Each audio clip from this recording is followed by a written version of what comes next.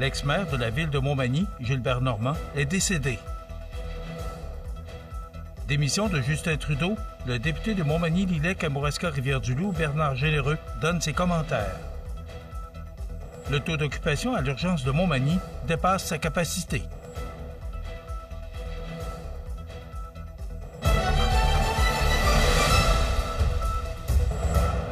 Messieurs, en ce 7 janvier 2025, je voudrais d'abord, au nom de toute l'équipe de CMA TV, vous souhaiter une bonne et heureuse année. Ce qu'on peut vous souhaiter de plus, c'est la santé. Alors, heureux de vous retrouver en ce mardi du 7 janvier. CMA TV Information apprenait le week-end dernier le décès de l'ex-maire de la ville de Montmagny et ex-député de l'ancienne circonscription de Bellechasse-Etchemin et Montmagny-Lillet, l'honorable Dr Gilbert Normand. Selon la page Facebook de sa fille Marie-Josée, ex-candidate libérale dans Montmagny, Lillet, Kamouraska, Rivière-du-Loup, le coloré maire manimontois a rendu l'âme le 1er janvier dernier après un long combat contre le cancer. Celui-ci était âgé de 81 ans.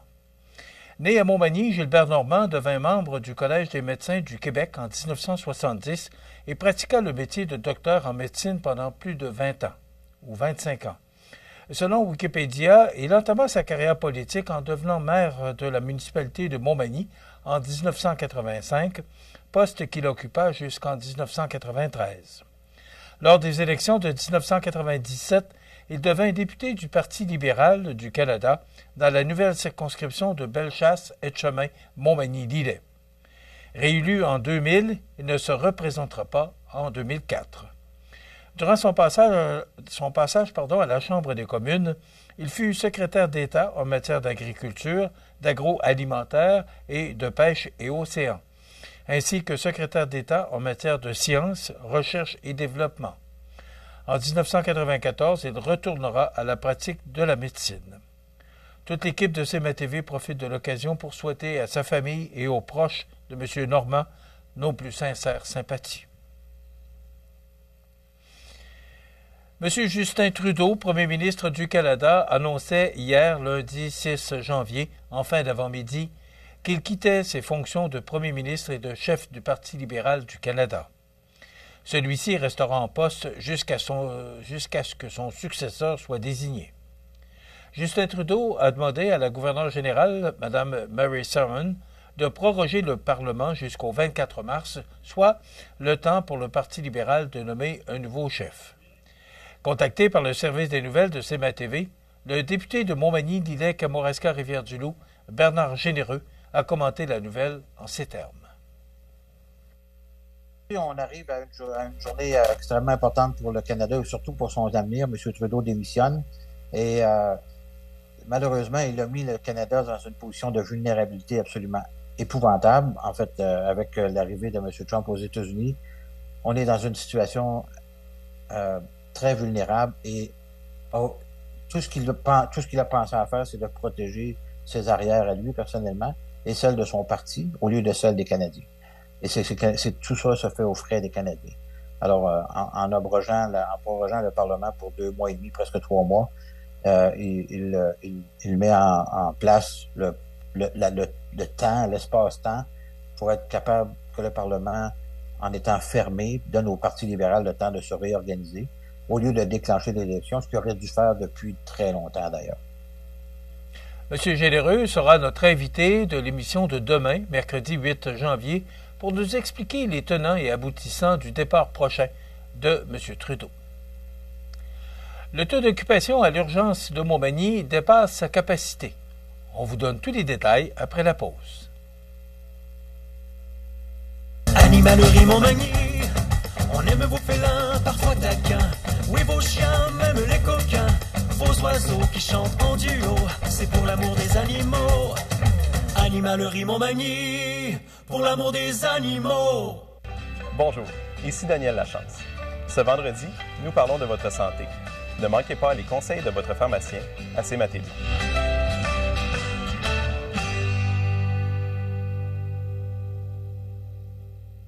CMA TV agrandit son rayonnement de diffusion. En plus de regarder CMA TV sur son site web et sur le câble de Cogeco, vous pouvez maintenant capter la programmation de CMA TV sur le canal numérique 206 ou analogique 14 sur le câble de Saint-Pamphile. C'est ma TV, partout pour vous. Vous regardez C'est ma TV, le réseau de l'information sur la côte du Sud.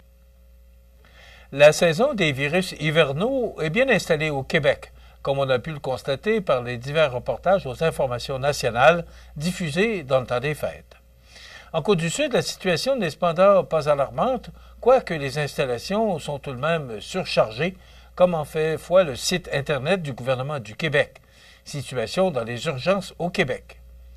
À l'urgence de l'hôpital de Montmagny, le temps d'attente estimé par un cas non prioritaire avant de voir un médecin est présentement établi à 57 minutes, alors que 3 personnes sont en attente de voir un urgentologue. 15 personnes occupent une civière, soit 20 de plus que la capacité normale.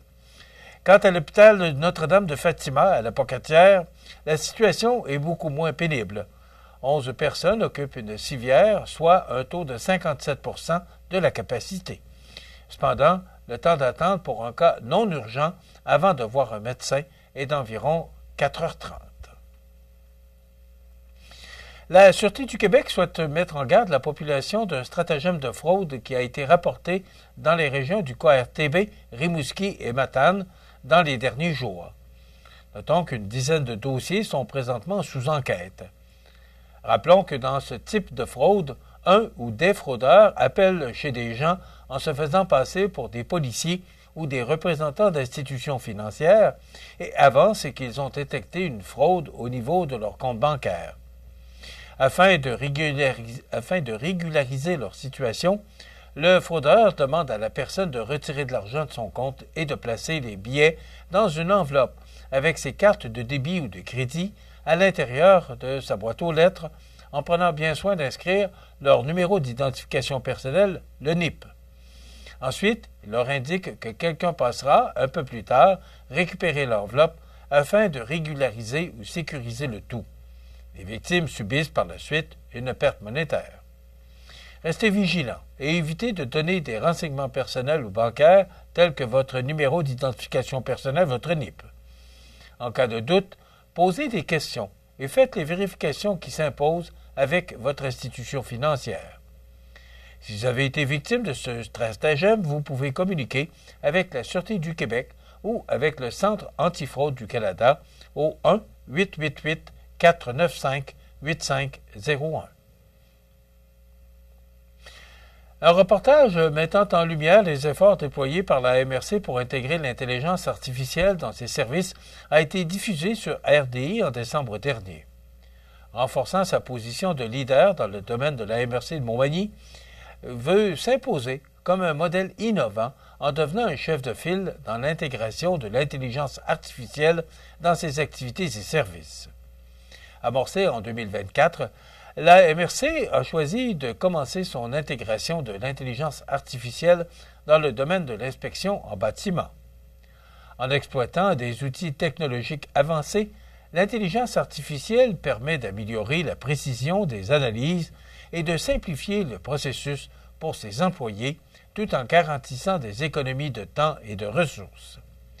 L'introduction de l'intelligence artificielle dans l'inspection en bâtiment constitue une première étape. La MRC planifie d'étendre progressivement son utilisation à d'autres secteurs clés, notamment la gestion des cours d'eau. Des agents virtuels assisteront prochainement les employés dans leurs tâches quotidiennes, optimisant ainsi la gestion de ces ressources essentielles. Le succès de cette transformation repose sur un comité de travail dynamique composé d'employés déterminés à faire progresser leur organisation dans ce domaine stratégique, notamment par le leadership de Mathias Berlinger, coordonnateur de l'équipe Accès Entreprise Québec, spécialisée en innovation. De plus, l'expertise de Sylvain Langlais, consultant chez Coach IA, a joué un rôle crucial en apportant un accompagnement stratégique et technique pour le développement des agents virtuels. Ces nouveaux agents virtuels en intelligence artificielle permettent aux employés de leur fournir rapidement l'information requise en lien avec l'objet de leur demande, analysant ainsi efficacement cette demande au bénéficiaire du citoyen. En termes d'accompagnement et des productivités accrues, c'est si impressionnant que ces outils vont permettre de faire que je crois sincèrement que le milieu municipal n'aura pas le choix de les introduire dans leur quotidien, de mentionner la directrice générale de la MRC de Montmagny, Nancy Labrec. Les sports, présentés par Groupe Corriveau, entrepreneurs électriciens et plomberie, un appel, 4 services. Groupe Corriveau à Montmagny, 88 248 8992, votre solution. Vous avez des projets de construction ou de rénovation? Pensez Groupe Corriveau, entrepreneurs électriciens et plomberie. Un appel, 4 services, 88 248 8992, Groupe Corriveau à Montmagny ou groupecorriveau.com. La solution pour du travail bien fait.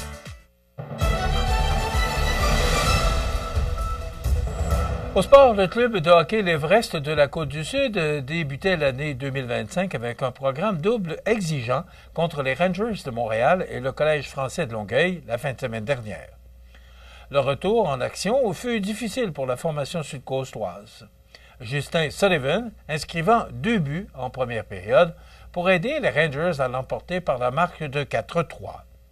Montréal a pris les commandes 3-0 en période médiane, mais Xavier Fournier refuse de voir l'Everest abdiquer en troisième période, alors qu'il enfile son 12e de la saison. Toutefois, la formation de Simon Labrec voit les Rangers reprendre les devants par 3 buts.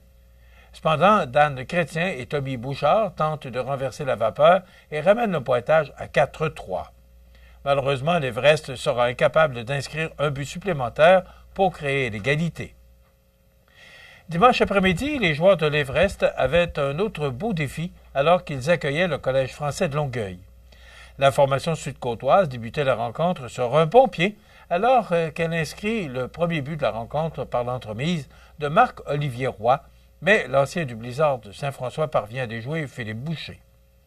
Les visiteurs vont par la suite sonner la charge avec 4 buts sans riposte, dont celui de Louis Dumais qui porte le pointage 1-1 à la fin du premier 20. Au retour de la deuxième entracte, Alexandro Molliner, Hugo Messier ainsi que Samuel Beaulieu donneront les devants 4-1 à Longueuil. À la reprise de l'action, dans le dernier tiers, la Côte-du-Sud tente de réduire l'écart à 2 filets et c'est le capitaine de l'équipe, Dan Chrétien, qui ramène l'écart à 2 buts. Le Côte-du-Sud passe bien près de déjouer Philippe Boucher, mais rate un filet ouvert en avantage numérique. La formation sud-côtoise s'inclinera donc par la marque de 4-2.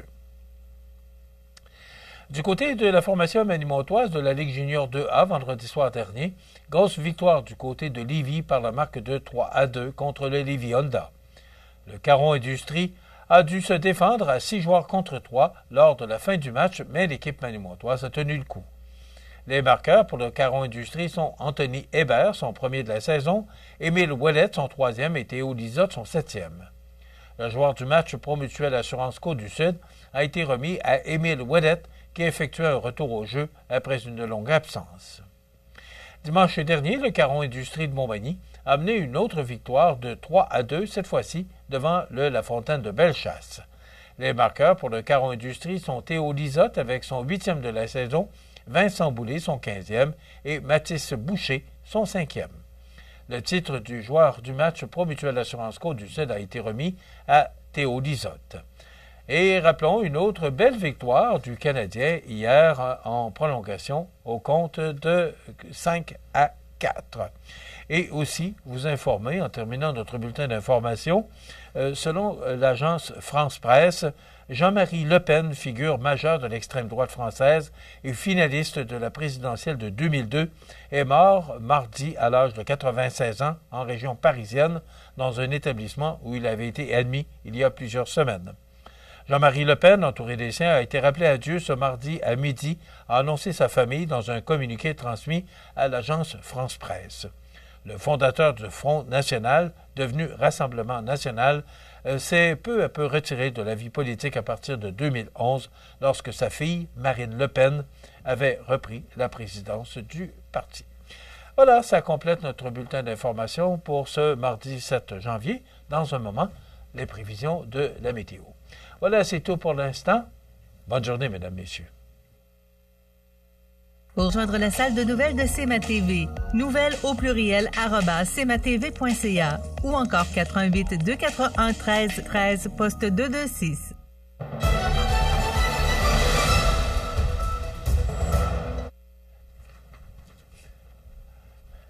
Bon, ben, à la météo, ça va vite ce matin. On essaiera pas le collier.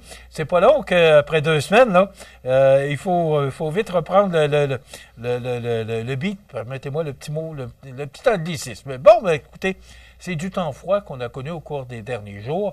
Et là, ça va s'adoucir, mais vous avez sûrement constaté ce matin qu'on a une faible neige. Donc, il y a un bulletin météorologique spécial pour le secteur de Rivière-du-Loup. C'est un long épisode de neige qui est prévu. On parle d'une accumulation de 30 à 40 cm de neige qui sont possibles, et ce, à partir de ce soir, et ce, jusqu'à vendredi matin. Alors, ça pourrait toucher le littoral nord également de la Gaspésie et du Bas-Saint-Laurent. Donc, ça ne devrait pas nous toucher, du moins, peut-être un peu moins que cette région de Rivière-du-Loup, jusque vers l'est. Donc, si on regarde une image satellite pour ce matin, ben voilà, c'est nuageux. Et comme je vous dis, les températures s'adoucissent. Et vous voyez là, cette zone de dépression là, qui va nous attendre au cours des prochains jours. Ça va nous donner d'abord pour ce mardi du 7 janvier du temps nuageux avec de la faible neige intermittente, vent du nord-ouest de 20 km/h avec des rafales à 40, maximum quand même doux de moins 4 degrés. Ce soir et l'année prochaine, faible neige intermittente, vent du nord-ouest de 20 km/h avec des rafales à 40, minimum de moins 7, mais avec le vent, ça pourrait ressembler à moins 14. Pour demain mercredi, faible neige intermittente, vent du nord-ouest de 20 km/h avec des rafales à 40, maximum de moins 4.